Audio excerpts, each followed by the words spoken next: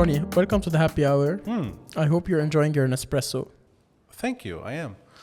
I'm enjoying my gin, and I think I'm going to need more drinks to finish this episode. Well, yeah, there's alcohol This is our inside. second attempt at an intro. Mabrouk for the studio, Thank George you. Wardini. Thank you so much. The second attempt, The Mabrouk. second attempt. No, I like this room. I like the background. I like what you've done. You've come a long way, George Wardini. Thank you, Ronnie Chatah. You know, there was actually, I want to bring this up from the beginning. Mm-hmm. The first time I met you, the first words were, you wanted me to do a Steven Crowder-like show. Yeah. We saw how that went, and his colleague, how that fate, that terrible finale. So I'm really glad I did not go down the path George Wardini proposed some 5 years ago. But here we are in a very nice room and a civilized discussion. With a very urban, city light background. It's a lovely background. Thank you. And you've come a long way, George Wardini. Thank you, Ronnie. I'm happy you're hosting your own podcast. Thank you, Ronnie. A lot of this has happened really accidentally, including me. I was no, it's totally fine. Okay, that stays in. That does stay in. Yeah. The truth stays in. The truth stays in. So when I was trying to figure out the overarching theme of this episode, I wanted to pick something that I was relatively ignorant about compared to you, and I wanted to be as curious as possible in asking my questions. And I think we spoke for like 5 minutes on the phone, and we were able to kind of narrow down the questions to like 3 thematics, which I developed into a few questions, and I'd love to just ask you about. So just to give a little bit of context for the viewers, I want to use this time to get as many serious answers out of you on some very serious topics, because otherwise, usually Ronnie does not take me seriously enough to have these kind of conversations. Serious? Let me just write that down. Maybe you should take a shot every time I said serious. Serious. A shot of your coffee. I'll remember serious. Ronnie, you don't usually take me seriously enough to answer or entertain my questions. And today I have you trapped in front of 3 cameras, and I get to ask you all of the questions I want to ask you. So I'm going to start with my first one. Ronnie, what do you think the Americans see when they look at Lebanon right now, currently? Oh, that is serious. That is very serious. Okay. Can you expand what you mean by that? I mean, what do they see? What are the opportunities that they see? What are the challenges that they're willing to acknowledge, whether they're doing it actually in their public press or not? What are the actual risks that they recognize? And what is the end game here?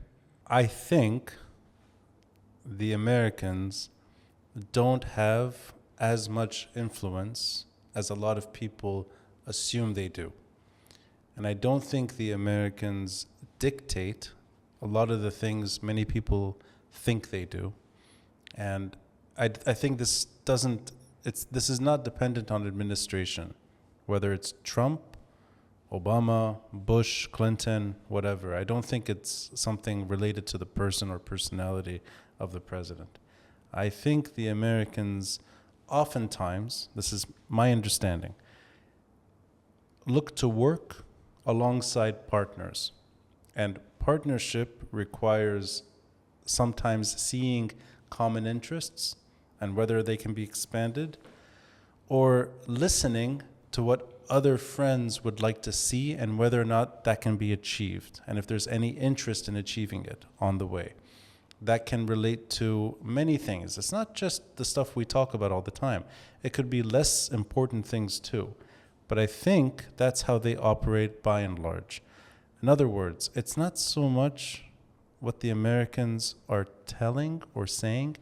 It's more what the Lebanese are asking for and whether or not the Americans can assist. What do you think the Lebanese see when they look at the Americans today and their role in Lebanon? I think it depends on who you're referring to. If it's the average, let's say the average observer, whether it's television or whatever, looking and living here for a long time, I think there may be a slight false assumption that the Americans can just do whatever they want.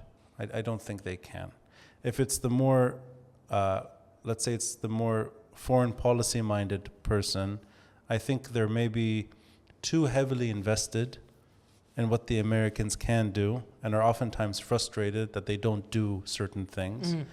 But I think if you just look at American history in the region, it's very rare that the Americans are dictating rather than simply listening Reacting. or reacting. There are examples that stand out, of course. This is not 100%. And a case in point is 2003. The invasion of Iraq is an anomaly. It's not a pattern. But we haven't seen anything like that otherwise. And that is significant, but I don't think that's the whole story. And going on the Lebanese side more, the Americans have not been involved in Lebanon that much. And it's only more recently that they've returned to Lebanon in a more visible way. Is it because they have been shut out by the previous previous status quo? They checked out in the 1980s. And that's why you have an embassy very close to where you're recording and a huge compound being built now in the hills above here. But in the old days, the embassy was on the Corniche next to AUB. They checked out of the country, and they checked out for the better part of almost, more or less 20 years. They weren't really, the embassy here, and actually more so American citizens, were not allowed to visit Lebanon. They had to come without getting their passports stamped. This was a no-go zone. I didn't know that. Yeah, actually it was until until when? I think it's 97 or 98. I went to an American school here, couldn't have American teachers. So it's like those sushi restaurants that hire Filipinos to pretend it's almost like racist in a way. They used to hire Canadians because they look and sound American. All my teachers were Canadian. You're also an American. I'm American, but of course Americans would come. It's just like going to Cuba in those days. You get in trouble. You have to be sneaky about it. You'd have to be either a dual citizen or not get your passport stamped or not have any visible traces. But anyway, that was relaxed in the late 90s. The embassy here was a consulate. It wasn't the embassy. The embassy was in Syria. This consulate became an embassy again. So the Americans can leave too, and leave for a long time. So I think this is a scenario that a lot of Lebanese are afraid of, and they associate the Americans checking out with a form of isolation or a sort of international neglect of Lebanon, should the situation become too costly for the international community to keep being invested in. But I'm going to go back to what you said earlier, which is the Americans don't have as much influence as we assume. Do you believe that the Americans are themselves projecting an image of influence that maybe they can't actually follow up with? Is it them who are assuming or who are projecting this image of influence when in reality they don't get to call that many shots? I think they have influence on chasing their opponents, and some of their opponents are here. And historically, the U.S. administration has been the hardest on Hezbollah internationally. So they do have influence in tracking down money. And that's more treasury. That's not embassy necessarily. That can be in South America too. It's not necessarily here. But they do have influence in going after opponents, and they oftentimes do that thoroughly. And they have influence in sanctions. They have influence in missiles too. A lot of the missiles that are developed and used in this part of the world are American-made missiles. So that there is influence in that sense. But in terms of diplomacy, and let's say Lebanese politics as it plays out, I don't know if the Americans have that much influence. Is it because they're not that persuasive? No, I don't think it's persuasion. No, I think there's just a misreading that the Americans can bully their way into other people's affairs as they choose to. The anomaly is Iraq. The outlier is Iraq, and that's an unusual event. But for the better part of modern history, the Americans are not heavily involved in other people's affairs. You can consider other examples too. If you go back earlier, there are other examples of wars fought. Vietnam is another example too that they got entrenched in. But I don't think the Americans really are the empire people assume they are, or the imperial force some of their opponents describe them as. The Americans perhaps see advantage in having certain names in positions of power, but those names don't necessarily make it. They don't necessarily enter. But Joseph Aoun did make it, and Joseph Aoun was the American favorite president. So if we're going to narrow down He was the timeline he was over which you're judging. No, I wouldn't put it that simply. No, he was also the consensus choice for Lebanon too. Joseph Aoun emerges as a Lebanese product. 2 years before the war broke out, when the internal balance of power was different, yes, perhaps. After the perceived defeat of Hezbollah, a lot of Hezbollah's opponents saw an opportunity to elect a president that's even more hawkish on Hezbollah, and they thought they could chip out of this race with someone better than Joseph Aoun, so to speak. So yes, he was a consensus choice 3 years before. I don't think he was the consensus choice necessarily when he was elected a few months ago. And no, he was. Strings had to be pulled for him to make he was. it. No, actually, that's why Hezbollah endorsed him. He's. That's what I mean. It's not. You think Hezbollah endorsed him, or Hezbollah was forced to accept him? I don't think anyone's forced to accept. There's a consensus, and that name seems to be the one that most, if not all. Do you think Hezbollah's endorsement is to Joseph Aoun's advantage or to his disadvantage? Oh, now we're escaping American. I'm going to go back, but I want to... It's a good... okay, so what is the question again? You just said that Hezbollah endorsed Joseph Aoun, or in other words, Joseph Aoun was a consensus president over which even Hezbollah was accepting. Yeah. Do you think this plays to his advantage today or to his disadvantage? In terms of what exactly? Towards Hezbollah? No, in terms of how you perceive it. Right, advantage to who? To Hezbollah or to let's say, and I'm gonna use potentially naive terms, but to the cause that he is supposed to be addressing, or to the mission that he is supposed to be addressing, which is overseeing. First of all, he's overseeing a security agreement, the implementation of a post-war security agreement. He's supposed to be a transitional. He's supposed to lead a transitional mandate in which Lebanon ends up disarming Hezbollah. We're gonna dive into that a bit more later, or maybe now. And he did promote himself as a pro-reform, pro-sovereignty president. So do you think for someone to be in that position, is it good? Does it serve him well that he was a consensus president, or does it limit his leadership, the fact that he's also endorsed by Hezbollah? I mean, without getting too far astray, I'll just say national unity produces paralysis. And consensus produces paralysis. And often, if not all times in Lebanese history, recent history at least, whenever you have consensus, you have paralysis. So you think Joseph Aoun is bound by paralysis because he has consensus? I think national unity is synonymous with paralysis. And consensus in Lebanese recent history is oftentimes assuaging Hezbollah's concerns. Is this still the case after 2024? Is consensus still to Hezbollah's terms, or is consensus no longer serving Hezbollah? Consensus can serve other people's interests too on the way. It depends what they're looking for. But Hezbollah is definitely more comfortable when they're invited to the table. They're not more comfortable when they're disinvited from the table. And I think anyone in Ba'abda with Hezbollah's blessing is taking Hezbollah's concerns seriously. But if I could just briefly go back. Yes. But we're going to come back to this in a bit. Sure. But what I wanted to say something else about America is that the Americans can get interested when they see windows of opportunity too. And that's when you see the Americans visibly proud or upset with a situation. And this administration is more emotional and more erratic. So then you can see somebody like Tom Barak get really... Which you called an ideologue. Did I? Yeah. I want to know why later. I don't remember what context.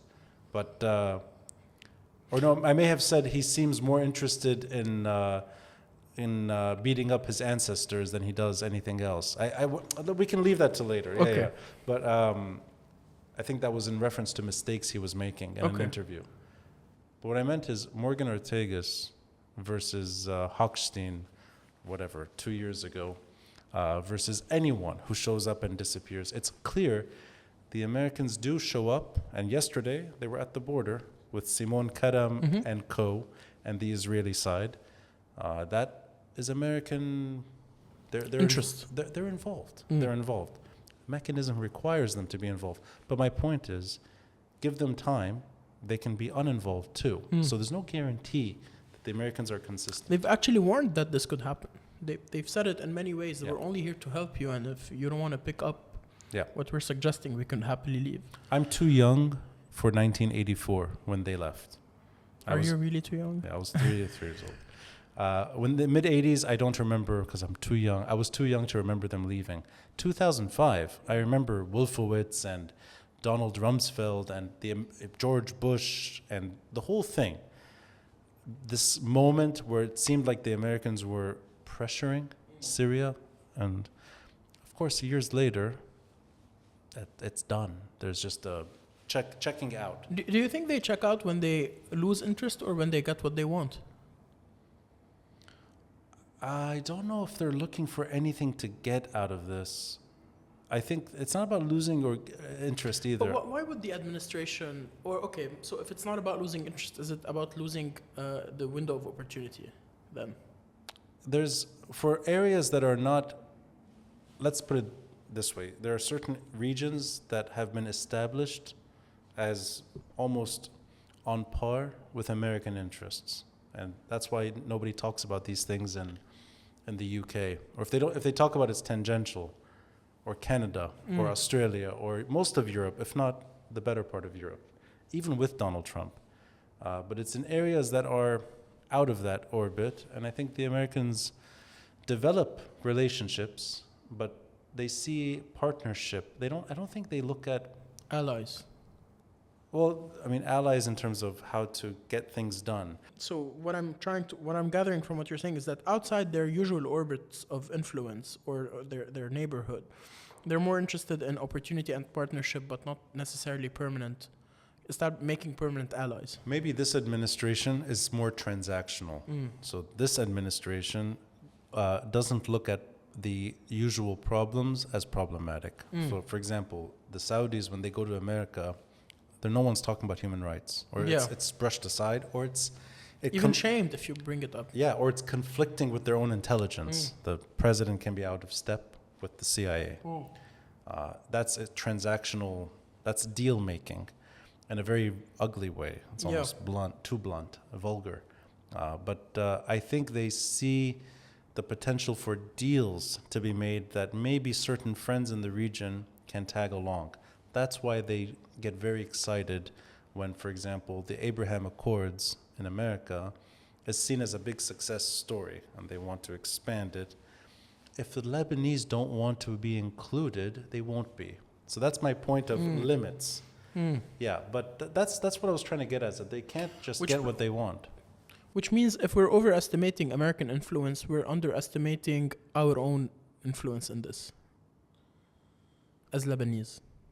Definitely it shows more and more that there's not one voice coming out of this country that another country can just listen to. There's multiple voices that conflict. And hence you find it difficult to establish long-term relations anyway. You have multiple voices that are in the same government saying different things. And the administration will not see that as partnership. They'll see that as problematic if there's anything to be done. If there's a problem here that impacts the Americans, then they do get involved. And that's why the ceasefire was that's why it was a concern for them, not because of us. It's not because Lebanese want to end the war or whatever. It's their strongest ally in the region is perhaps costing them something. And the Americans may not want that war to continue as long as the Israelis would like. And this goes back to 2006. It's not just now. It's not just last year. That the Americans do play a role in bringing their friends in. Trump does it more. So is it fair to say that the American influence works better in trying to prevent certain things from happening rather than forcing certain things to happen? So they can prevent a war from escalating, but they cannot force you into the Abraham Accords.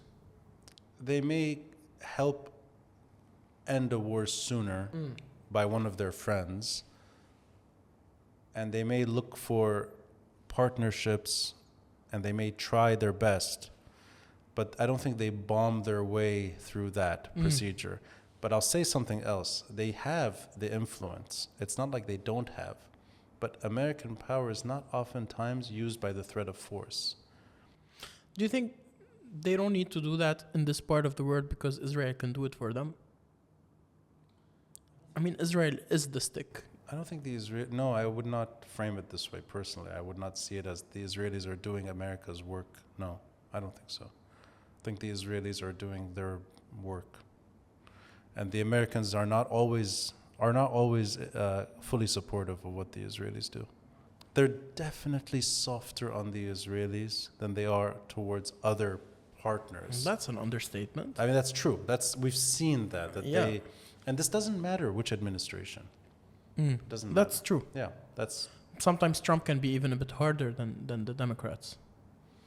Yeah, we've seen. I mean, On the Netanyahu, I Israelis. think, he's nominally more in line with the Republicans in America, but no, the Republicans are now problematic for him.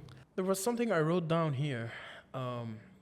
I wanted to talk about whether you can separate, and we briefly touched down on this, whether we can separate the Trumpist style of chaotic transactional politics that can be vulgar, using your words, from the way his administration is represented diplomatically in Lebanon. Is American diplomacy in Lebanon today also chaotic and vulgar?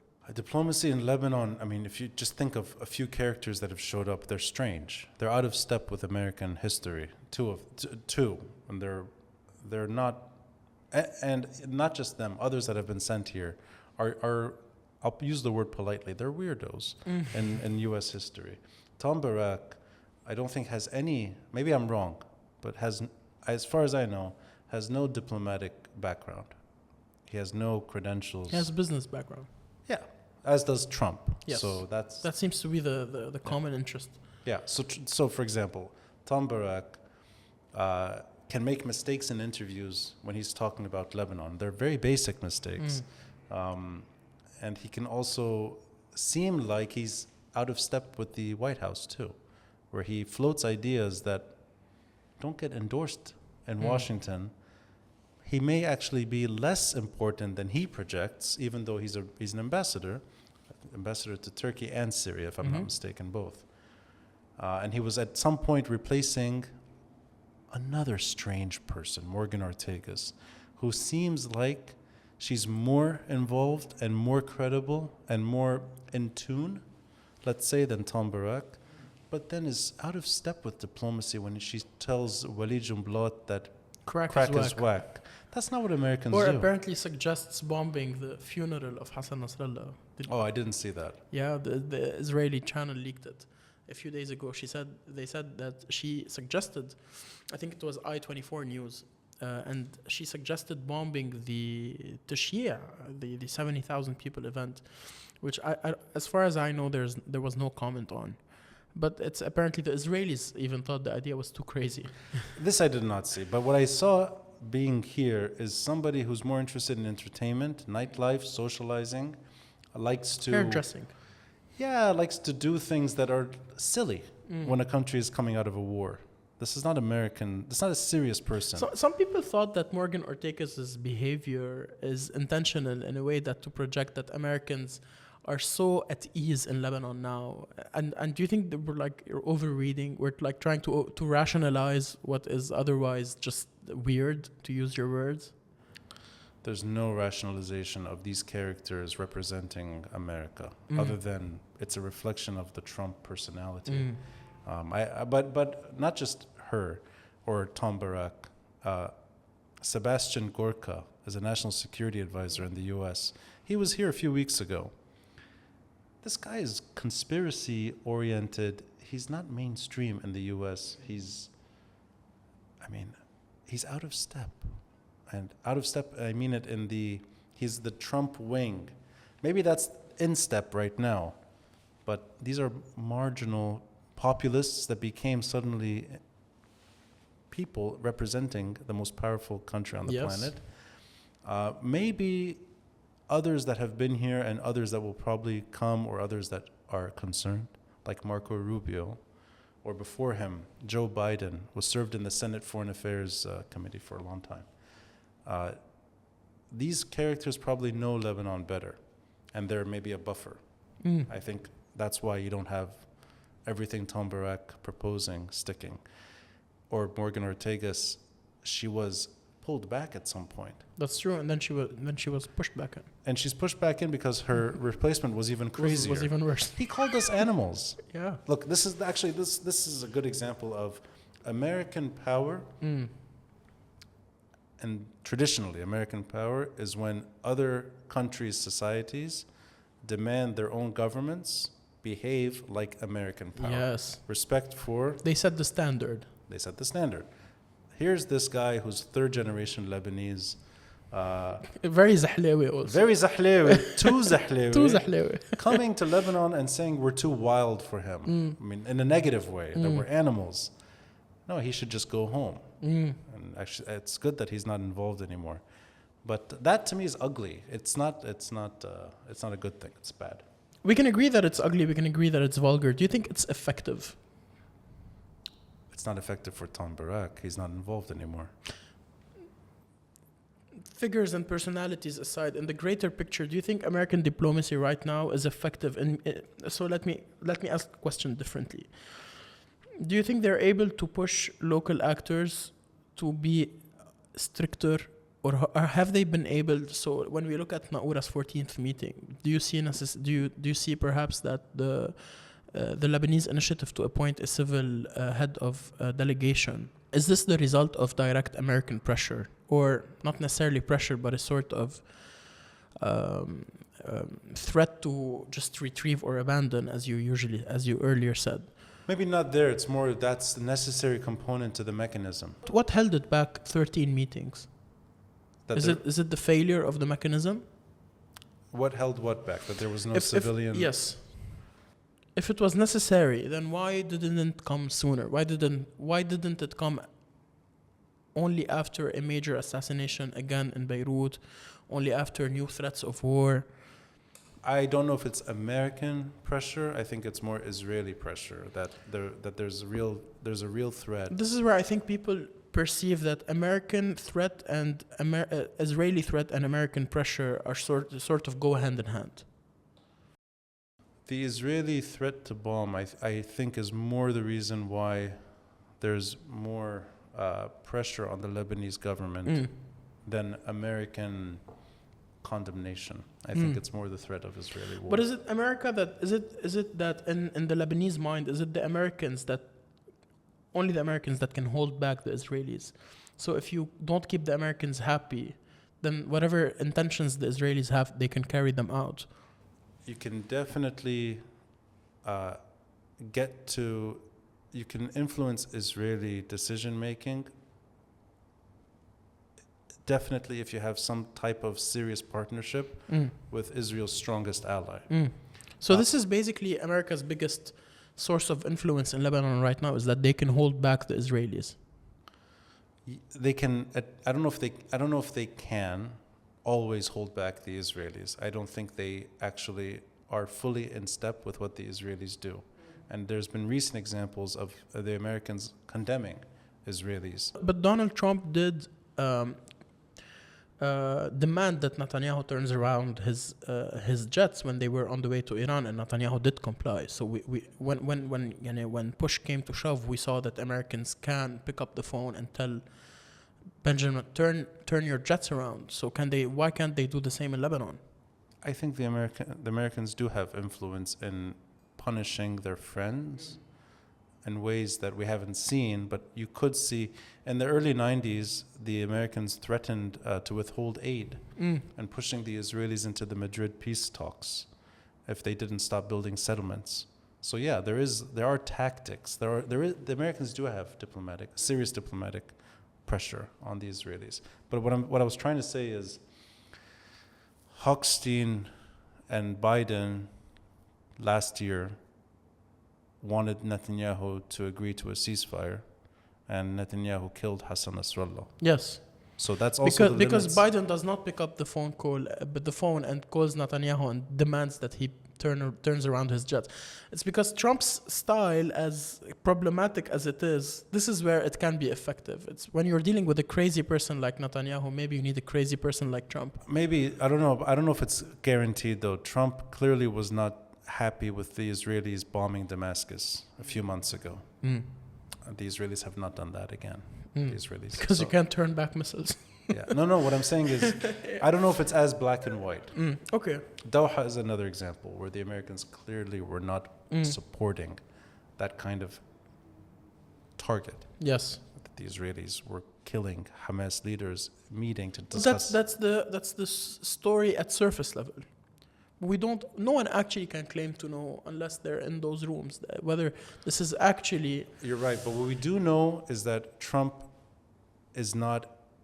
And he's not in line with Netanyahu in every single posture. Yes, clearly. Yeah. This is clear. This is clear even to America's ideological opponents. Tom Barak at some point was saying something to that effect. Of course, he didn't stick around long enough, but he was saying the Israelis are going to do whatever they want. So he, in a way, was admitting that if we don't change our situation, it will be harder for the Americans to influence Israeli decisions. Right. So that's what I meant also, is that it's so this is help me to help you kind of situation. That the reason why the mechanism is working more right now is not because the Americans want it to work. It's the pressure from Israel, I think. I want to talk a little bit about the perceptions surrounding Joseph Aoun today. It's also why Ali Hassan Khalil was in Tehran, and why everyone, what's his name, Sistani in Iraq, they were all telling Iran, you have to find a way to not let the Israelis bomb again. They're not talking to the Americans, right? They were telling Iran, you need to do something. This is pressure turning inward. Yeah, because of Israel, not because of Ortegas. So you think Israeli fire is more effective than American diplomacy in Lebanon? In security threats, it's not a diplomatic problem, it's a security problem. Clearly the threat is more serious than... So it's the military dictating the political outcome rather than political track dictating the military option. The military defeat of Hezbollah last year is what changed politics in Lebanon, not the Trump administration. Yes, of course. Yeah. Or going back to your original point, Joseph Aoun is in Ba'abda because of Hezbollah's defeat. Nawaf Islam is in... So if Joseph Aoun is in Ba'abda because of Hezbollah's defeat, it means Joseph Aoun was not initially a consensus president. Defeat militarily, not necessarily political defeat. Defeat militarily. But don't they correlate? In maybe some ways, but my only point was that we didn't have a president. صح. Now we do. We didn't have a prime minister. We had a caretaker prime minister. Of course. Yeah. What happened to Hezbollah is extremely. It's a major game changer. Yeah. I don't think anybody is oblivious to that. Right. I want to talk about Joseph Aoun and the perceptions surrounding Joseph Aoun. Sure. There seems to be two extreme polarities pulling Joseph Aoun image apart. One of them is much louder in my orbit, which is, and I'm gonna call it populistic at times, which is the perception or the judgment that Joseph Aoun is intentionally too lenient with Hezbollah, more flexible than he needs to be. I've also read some things that you wrote to that effect in a slightly more cryptic language on Twitter, but I've also heard you say that the expectation that the army itself can be tasked with dismantling Hezbollah is unrealistic. And this is interesting to me because the people who critique Joseph Aoun for being too lenient, their argument is that the army should be deployed more aggressively. So you also agree, you seem to agree that Joseph Aoun is too lenient, but you do not agree that the army can be deployed more than it is currently deployed. So can you explain to me what is, in your mind, the sweet spot or the balanced position between these two extreme polarities, that the first considers Joseph Aoun too lenient. The second, I wouldn't call it an extreme polarity, but the second is a kind of thinking that wants to give Joseph Aoun the benefit of the doubt and is not ready to disinvest from him yet, or divest. I think you phrased it right. What you said, I think, adds up. That he's a lot less invested in what he stated he was going to do at the beginning of his tenure. His mission and the way we expected him to implement, we meaning the average person who had high expectations, صح. maybe not you and me necessarily, but he set himself up for failure by saying a lot. He didn't manage our expectations well, you think?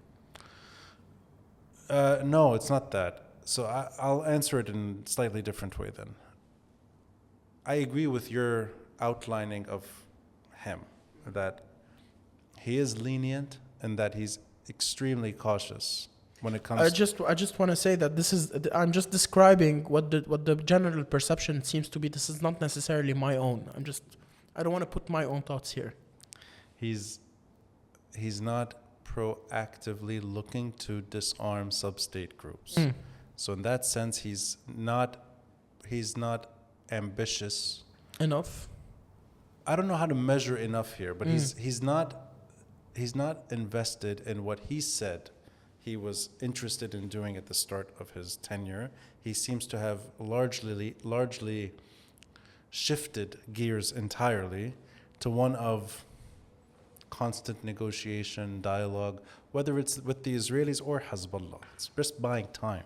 So that's true. I think that's true. What do you think he gains in his mind out of buying time?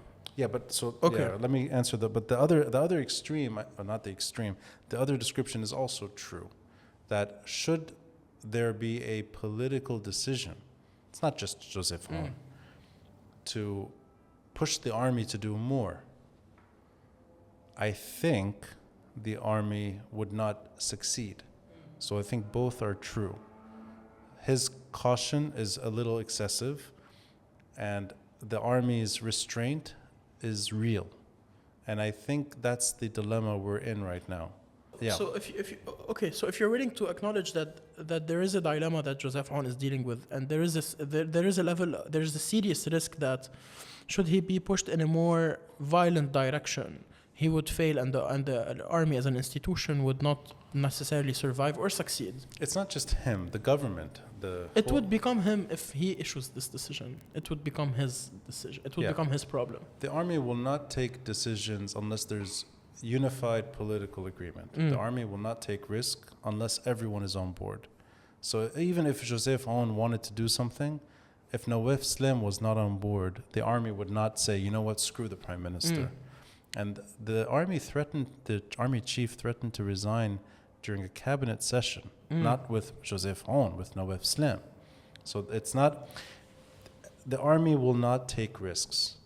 That's, I think, true. So what are the tools of confrontation, or what are the tools that Joseph Aoun can have should he decide to be more ambitious or more proactive?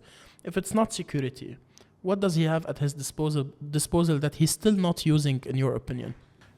He and anyone, it's not just about Joseph Aoun, the state, Nawaf Slim, the foreign minister, president, defense, everyone, interior, any portfolio that's even in the orbit, right? There's only two choices. You can either go to war and consider this an illegal entity and track it down, hunt it down, kill civilians on the way, and put the country on fire. Which is off the table for everyone. The last time that was tried was in the 1980s. Between Michel Aoun and the Lebanese forces? No, the Lebanese army and Harakat Amal and Ishtirakiyya. The Lebanese army was bombing Dahiya in the mid-1980s. That's the Amin Jmail government. That's the Lebanese army with multinational peacekeepers and the Americans in Beirut and all that. That I don't think will ever happen again. But that's one option. Clearly, there's no indication that option is being taken. On the contrary, the army chief threatened to resign. Should this be forced on him? Well, even that was not forced on him. It was deadlines and seriousness towards deadlines. He just dismissed it altogether. Threatened to resign. Now, the decision was... So the deadline is gone. What's today, December 5? صح. I mean, Yeah, it's a lot. been Not much can happen in the remaining 25 days. 20, I mean, at best 26. Why agree to a deadline that you know is untenable? So you're expanding on where we are stuck. Okay. So the government said, government meaning the cabinet, Nawaf Slim in particular, because of the lack of progress from Joseph Aoun, and because his pursuit of dialogue, It's failing. it went nowhere. Nawaf Slim made it the government's responsibility. And that clearly did not work either. Now you have private property that can't be touched, whatever that means. Now you have a situation where Hezbollah hides in private property and the army doesn't go there. This is a recipe for disaster. This is how Israel keeps bombing and bombing and bombing. The other option is making this a much bigger international problem. And I think from everything I've heard, the only person who's pushed this in the right direction is the foreign minister, and saying, we are not going to surrender to Iran's terms. We're going to take the conversation to a neutral place, and if we have to figure it out, we'll figure it out there. But even he acknowledges that it's very difficult for the Iranian regime to surrender Hezbollah. So even the person saying the most proactive language and trying to fix something. That is a multi-year track anyway. And it could not. Which also buys time. If we only bet on it, it also buys time. I don't think anyone is looking at constraints here. They're all buying time. But that seems to be buying time in a better direction. Even he acknowledges the Iranians will probably, if not most likely, never surrender. Because we have nothing to offer them. The weak cannot negotiate with the massively strong. Right. So there you have the situation where the Israelis bomb whenever Hezbollah does something that bothers them, and the rest of Hezbollah stays contained, not disarmed. Contained in any other place, contained in the north. Until any other major variable. Yeah. And then you have a serious problem. You could even have negotiations with the Israelis and the Hezbollah that stays armed. These are the situations that happen where you have permanent abnormality. Can we look at the Hezbollah problem from a different perspective? And I'm being very progressive with my thoughts here. But is it Hezbollah's weapons that are the problem, or is it Hezbollah's ability to use those weapons that could be the problem? So can you disarm Hezbollah without disarming Hezbollah, or can you defuse Hezbollah without disarming Hezbollah? You cannot. It's not about low-grade weapons. It's not about AK-47. It's not about that to you. No. Hezbollah is not a low-grade militia. No. Because a lot of Lebanese, in their mind, that the advanced weaponry thing is dealt with, that the Israelis already destroyed that arsenal. It's the low-grade weapons that could turn inward that frightens them. It's another May 7 scenario so to you... May 7 was telecoms. May 7 was airport. But the weapons that were deployed were low-grade, no?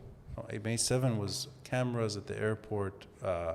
May 7 was exactly what we want to avoid. The low-grade weapons are problematic, but that's not the Hezbollah. But they can be dealt with.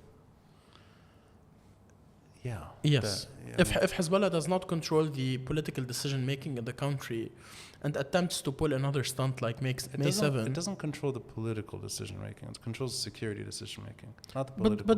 But they are tied together. If the overall political decision-making is to not tolerate security destabilization, if that's the decision, to not allow security to be...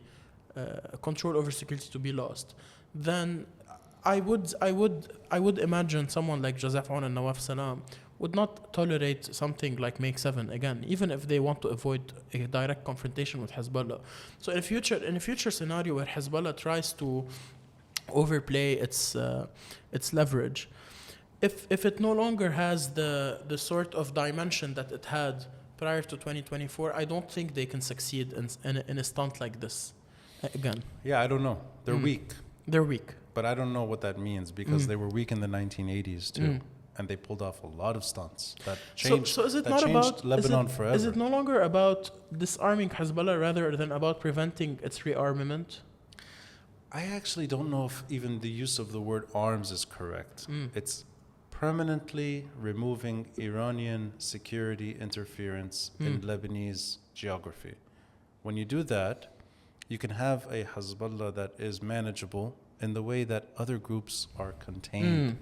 And if they have weapons, it's at the level that all Lebanese groups function. It's not as serious. If we agree that it's very difficult to convince the Iranians to leave, do you think it's easier than to convince Hezbollah to detach from Iran? I think I don't know if this makes sense in this framing, but I think there's no use in even referring to Hezbollah anymore. It's Iran. There's a group, Because Iran filled the power gap. the autonomy of the group has been largely absorbed into Iranian decision making. There isn't a real autonomous force today there's a political autonomy to the group, but there's no security autonomy. Whatever Iran wants from the group. Would that suggest that there's a political wing in Hezbollah that might disagree fundamentally with what the military minds in Hezbollah say? It can happen the way it happens in Iran. Not everyone. Which is the state in the regime as well.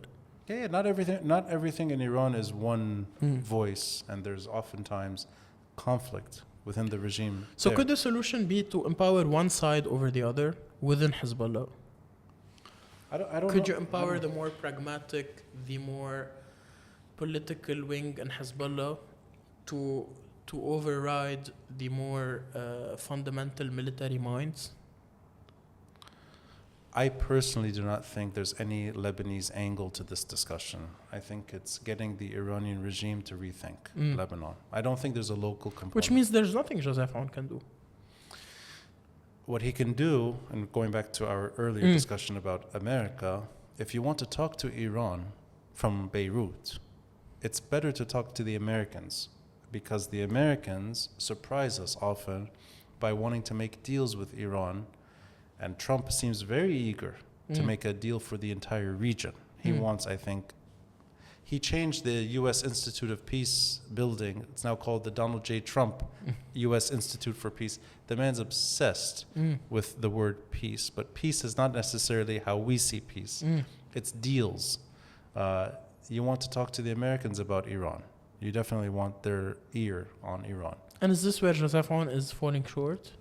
I think it's the government not seeing the role of Lebanon's diplomacy as a serious tool, because the other option of military confrontation with Iran's proxy is so risky that it's not being taken seriously. So this waiting and just sort of hoping that things change is a foolish policy. That's what we have right now. But sorry, can I say one more thing? Yes, one more thing. Yes. This hands-off policy makes good people look bad. Like Joseph Aoun and Nawaf Salam. No, like any minister who's well-intentioned can't do their job. Ahmed Absat had a conference last week, 2 weeks ago. Not him, but the Ministry of Economy hosted a Beirut 1 conference for investment. Yes. That stuff won't take off without the end to this problem. So it's anyone who looks bad as a result. No one gets their job done. So the problem got much smaller, but it's still bigger than us. There's not a unified voice in the Lebanese government that is backing a serious engagement with Iran. That there's no one. And that's why I wanted to say this. The foreign minister is speaking a language that's different. But it doesn't mean people are endorsing him. And it could even be the president doesn't necessarily see him and what he's doing as something worth pursuing. You need everyone to line up behind this. Nawaf Salam is not, just because he's frustrated with Hezbollah, or appears to be more frustrated than Joseph Aoun, that doesn't mean the group is going to disarm. His frustrations are not enough either. I mean, he seems to be the one making this more of an issue than others. But so what? I mean, we talk about this problem the way he does. And actually, in retrospect, he put too much on the Rawshi ceremony. He emphasized too much. This is not the battle. The battle is not about that. If you're going to go after that, you have to win. You can't lose there. If you're losing there. It's not that he mischose the battle. I think he made the right choice in choosing the battle, but he mismanaged it. Obviously he's not being brought up, but I'm going to bring him up. Nawaf Slam may be the most, maybe the cleanest politician in a serious position that we've had in terms of just wanting to do the job correctly. And clean, I mean, not just corruption, clean as in he is obsessed with Lebanon's procedure, the way he's a judge. He thinks through, and I think he's honest too. But he chose national unity on day one rather than completely turning the page. And he went from being what I hoped for, maybe not through him, but just in general, a transformative figure. He quickly became just a transitional one, which he chose the path of consensus and paralysis. But Ronnie, if a military confrontation with Hezbollah is too risky, then isn't a political confrontation with Hezbollah also doesn't it have the same amount of risk? Because when you say Nawaf Salam chose national unity, I think you're referring to his decision to invite ministers from the duo, and not talk about this issue for 7 months. Okay, do you think that actually deliberately not bring it up for 7 months? The issue of he only. I think it was because the president convinced everyone that it would be his job, and then only after people lost trust they take it upon themselves. Then you make sure the president is doing it. You check in. I mean, but I want to go back to that point. Yeah. If a military confrontation with Hezbollah is too risky, isn't also a political confrontation to the brink of isolation of Hezbollah? Isn't it also as risky? Don't you imagine similar scenarios unfolding should the army go after Hezbollah, or should the government tell Hezbollah that you cannot be part of cabinet? You either choose a government that is literally there to pursue one task, and that's a post-war emergency government, or you go back to national unity that Najib Miati, Tamam Slim, and Hassan Diab. No, Hassan Diab was not national unity. You go back he excluded his opponents. Yeah. He's the other side. He's the other side. Yeah, but you go back. You can go back to the comfort of consensus and compromise. That's okay once you are over and done with this problem. Then Hezbollah should be invited to do it. And actually, it's not a political confrontation with Hezbollah. No. It's that this government, the only reason we have a government right now in power and a new president and everything is because of war. And the war created a condition on the ground that's different. Otherwise, we'd still have a caretaker prime minister and maybe no president. It's not rising up to the challenge. It's saying, بدك تخرب البلد. Wow, I got you to speak Arabic. I'm not a fan of بدك تخرب البلد if you're talking about Lebanon's interests. هو البلد خربان. البلد خربان. That's the. Yeah, and I'm not a fan of. But I mean, to everyone I've spoken to so far, nobody seems to have the solution. They have abstract ideas or abstract directions of how we can go, but nobody seems to have the solution.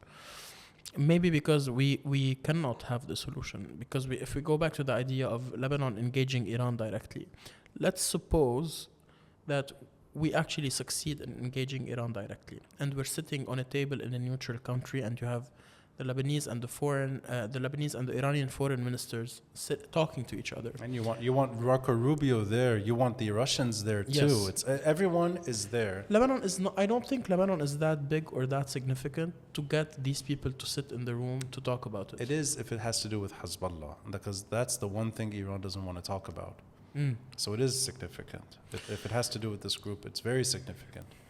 Do you think paradoxically, because Hezbollah is so much weakened by war, then it is no longer that significant? if it was so weakened by war that it's not significant, I think It's by not now that significant. not that significant. I think by now the Iranians would have said, okay, They would have given up on it. not given up, but encouraged a different outcome than what we So had. would it take one more round of war I don't to think. degrade it further? No, I don't. I personally don't think the Israelis can pull this off. Again, No, period. period. You don't think there can be a military solution to Hezbollah? No. There's a military solution to Hezbollah fighting Israel, but not a military solution to Hezbollah, no. So what is Israel's real end goal in Lebanon?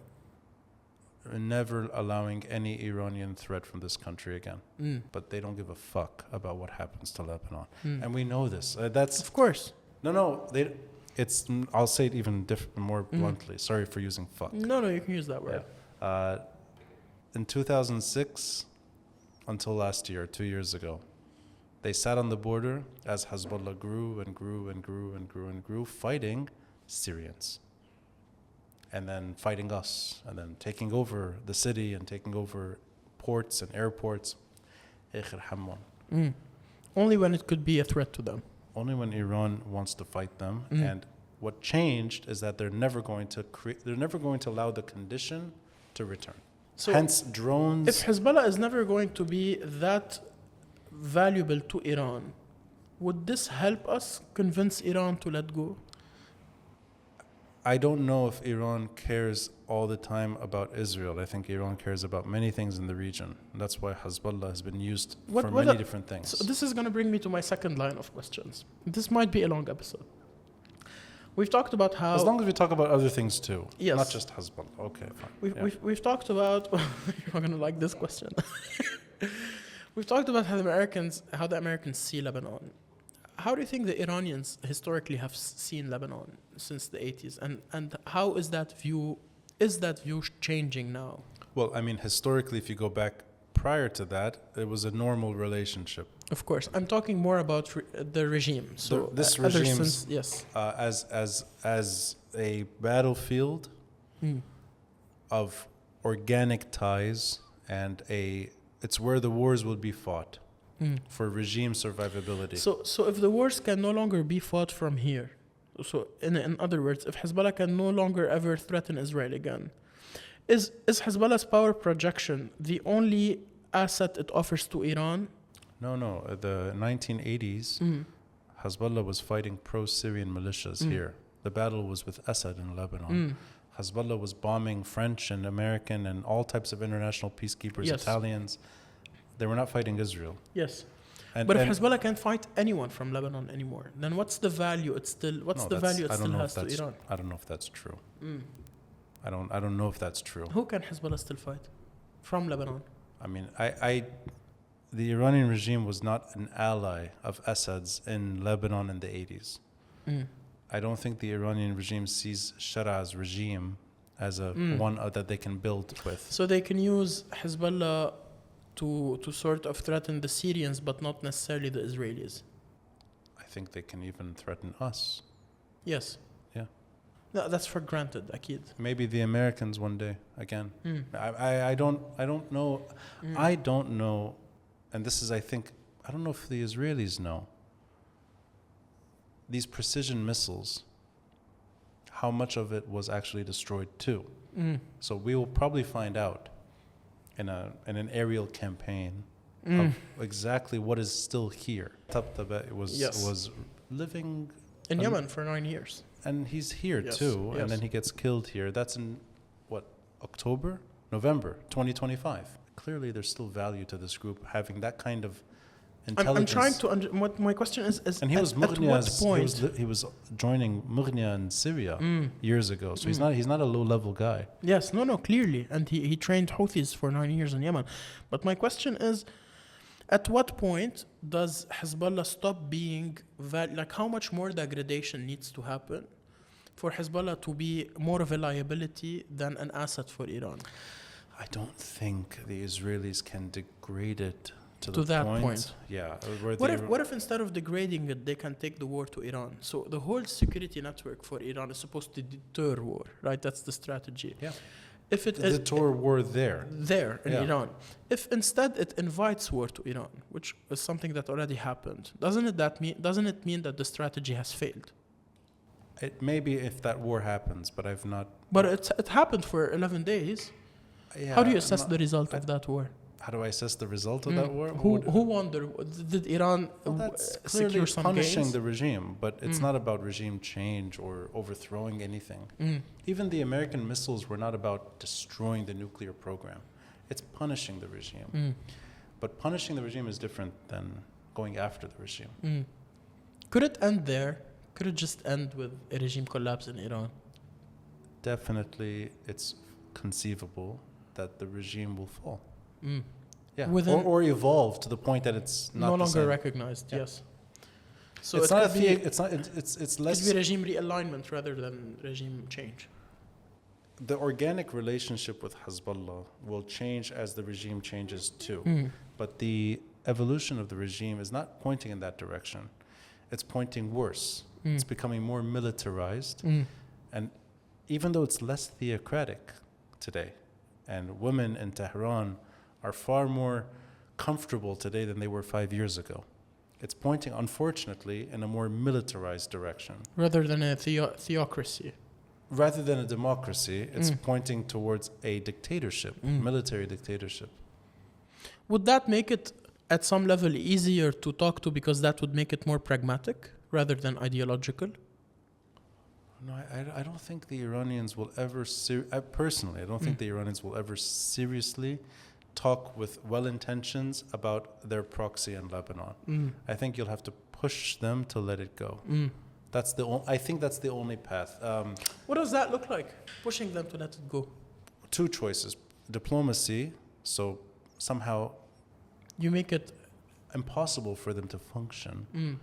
in Lebanon. Yes, that's... Which is something that we do see unfolding. I mean, with the crackdown on Qard al-Hassan, with the border control, which is something that is happening. And making that a priority for the Lebanese state. Yes. Not just the Which, Americans. I mean, with the threat of removing Lebanon from the global banking system, if it does not tackle Qard al-Hassan by the end of this year, that's a very serious, that could be potentially worse than war. Yeah.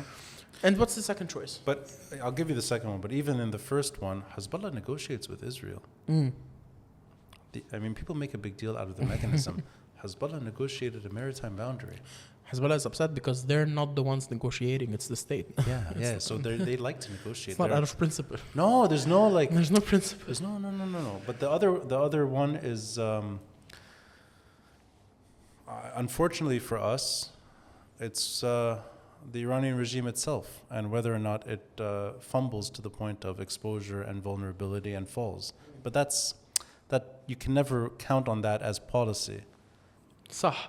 Which I'm gonna go back to Joseph Aoun and Nawaf Salam because it seems to me that they have very small control over a very large situation here, and maybe perhaps the only thing that they can do right now is to try to manage and soft land a crisis and prevent major war, but they can't really dislodge Iran or Hezbollah.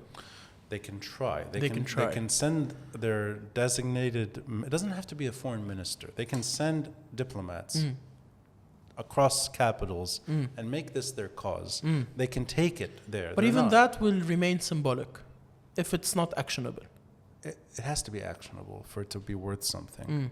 But I don't see them as that kind of crowd. I think they're more looking at local. Maybe it makes sense if your consensus president comes from a security institution that is not fighting Hezbollah, lives in parallel. It makes sense that kind of person sees his tenure as safer by not going after the only other security institution in the country. So that for me is a very pragmatic, cautious, conservative president. But it makes sense in that context.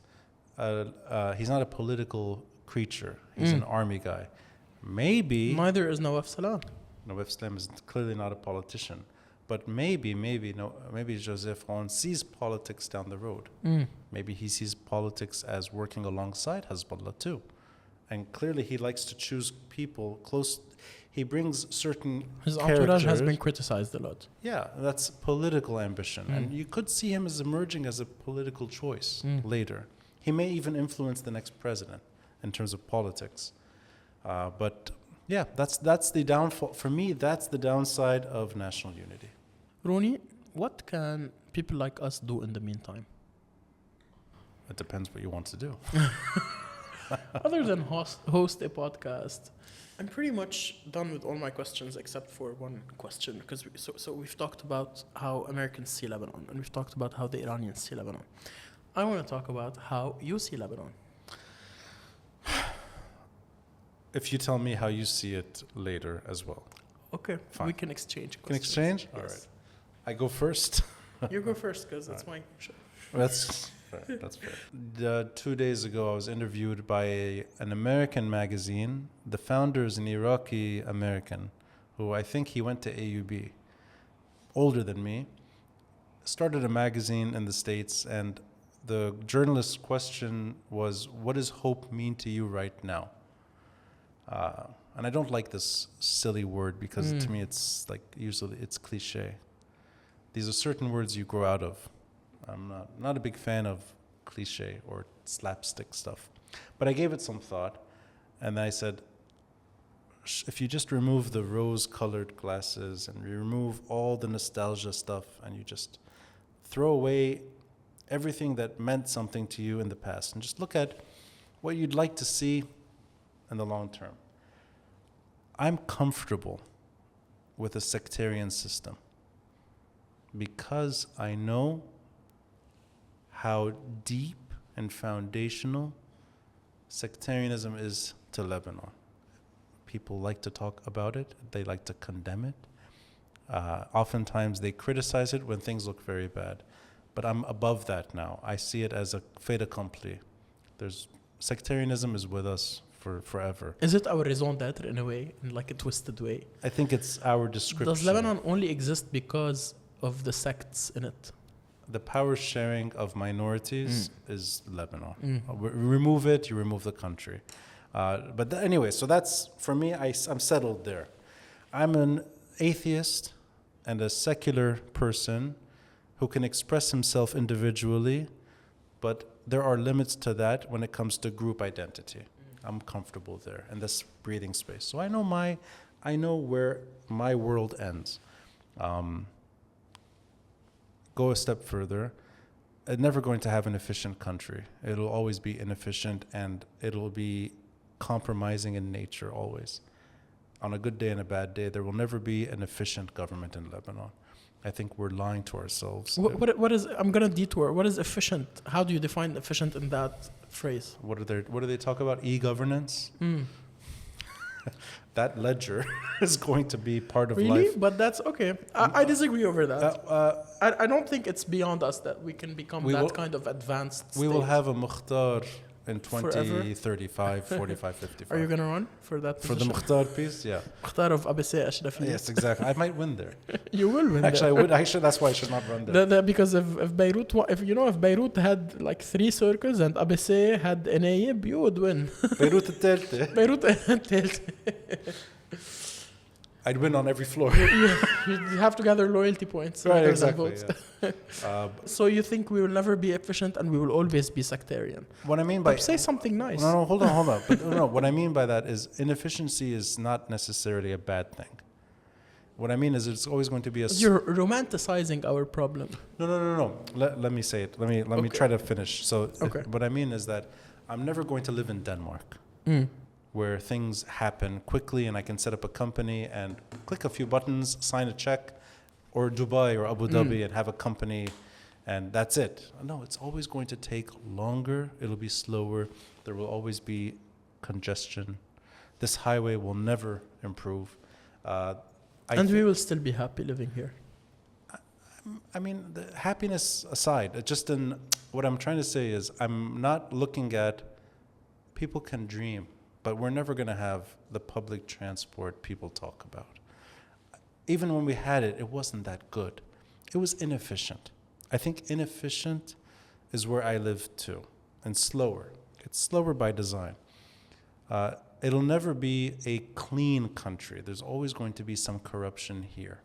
There's going to be corruption among families, corruption among villagers and city dwellers, and it'll always look bad. There's always going to be corruption. But for me, and the word hope, going back to the point in answering your question, I'm comfortable and I can be hopeful if I see the intrusion into this experiment removed. Because once it's out, it's picking up from an era that I never lived in. It's going back to the few years that modern Lebanon was okay. I'd like to get a glimpse of that. That for me is hope, and that's the Lebanon that means something to me. Because you can't time travel. You want to time travel, but you can't. So instead of going back to the past, you want to make the future look like the past. I would rather live the rest of my life in a country that is a metropole. It pulls in people, and it has the trust of minorities, not all but one. It has all trust across the board. And it brings back a lot of the Lebanese that ran away. And it starts to look okay, but there's the protection of its neutralization, and it's enshrined locally, regionally, internationally. And we never talk about these problems because they're done with. And we can talk about other things. Like public transport and making it more efficient. I mean, you can talk about talk about just what made this country nice. The nature and the environment and the history, and make it work, you know? The Roman castle in Jbel. Or the Crusader one too. Crusader one. Yeah. No, but I really mean it, because and I think a lazy Mediterranean metropole that is gifted.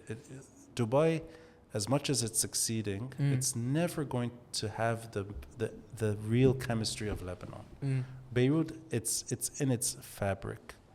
You know, it's in the air. You feel it, that there's always the potential for something better here. There's no other city, I think, in the region that has this. You answered my question as well. To me, Lebanon is unfulfilled potential.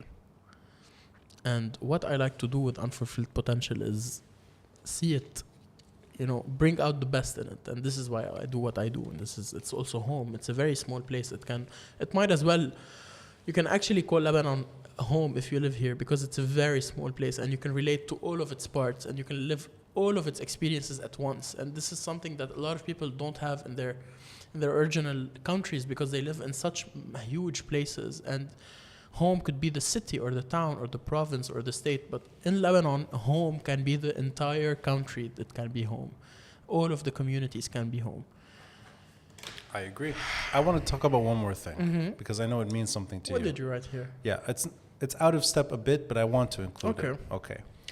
I want to explain myself on something that I'd like to hear what you think about, and you can push back. Okay.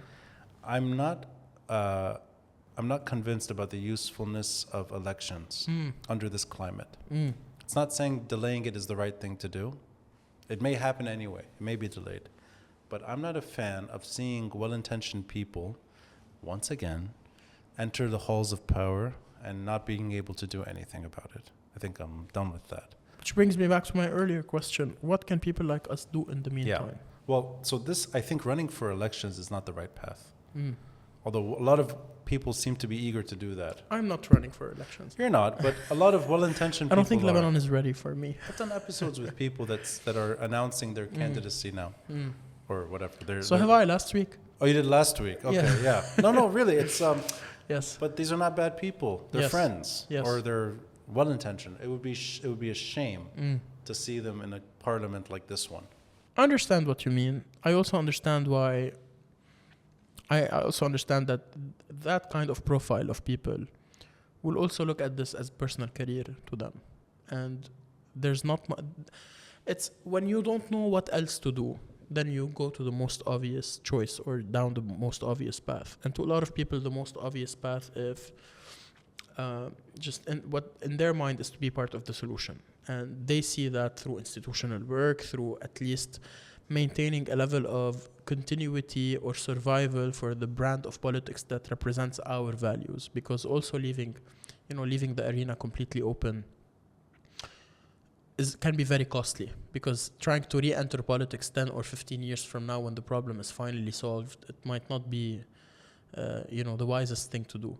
So I understand why people don't want to leave the court, even though they don't play by fair rules. I understand that people are also creatures of personal desires and objectives, and they want to see their careers, they want to see their own. I think it can be much simpler than. Yeah, but that's like celebrity status. That's not really like. I think this is what I would like to change in this country, is the It's cultural. The cultural relationship we have with politics. Yeah, that's selling a brand. It's not. That's why I'm not really so excited about elections. So you're not going to be the future prime minister? I will not be the future present or past of anything. I was. but I was having a conversation with a friend the other day, and we were talking about having to teach someone Arabic so that they could host a documentary of mine. And I said if I had the time to teach someone Arabic, I would teach Ronnie Chatah Arabic, and he could be the next prime minister. Yeah, and then I'll start the document. يلي راح بس أنا جاي رئيس حكومة. I'll end it on this note. Thank you, thank you, George. Thank you, Wardini. so much. Pleasure. We both finished our drink.